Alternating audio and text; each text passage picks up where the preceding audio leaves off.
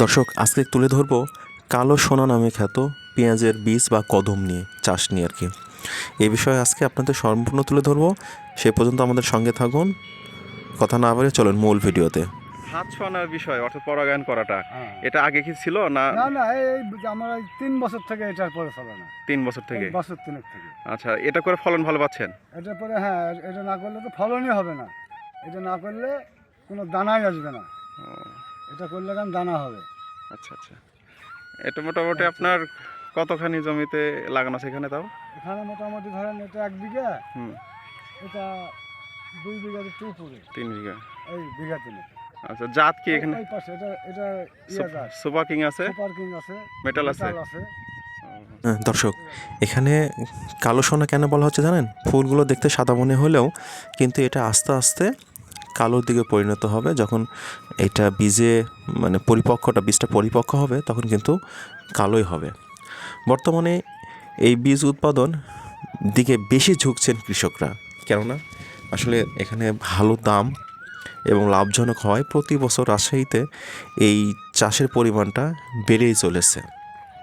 এখন বিষয়টা হচ্ছে, একটি গুরুত্বপূর্ণ তথ্য, সেটা হচ্ছে যে এই এলাকায় আপনার বছর তিনেক থেকে এই ধরনের কৃত্রিমভাবে পরাগায়নের ব্যবস্থা রয়েছে। অর্থাৎ আপনার প্রত্যেকটা ফুলে ফুলে আপনার মানুষ বা কৃষক বা লেবার নিয়ে প্রত্যেকটা ফুলে ফুলে হাত ছুঁয়ে দিতে হবে।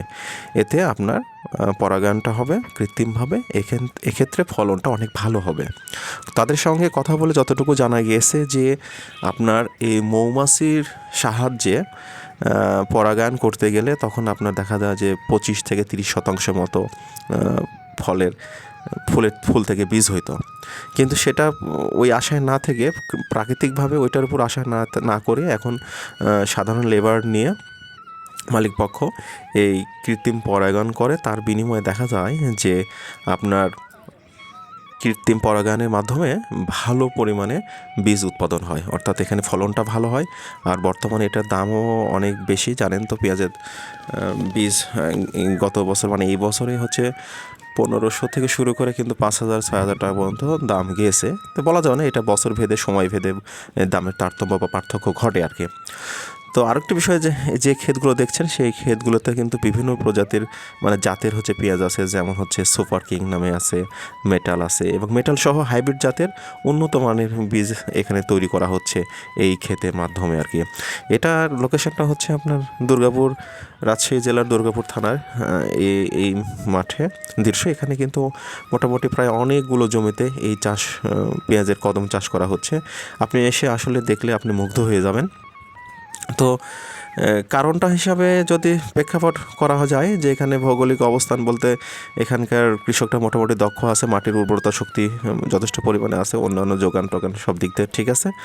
প্রতিনিয়তই এই চাষের দিকে মানুষ প্রতিনিয়তই বাড়ছে আর কি উৎপাদনের ক্ষেত্রে। তো ঠিক আছে দর্শক, আজকে এ পর্যন্তই। কথা না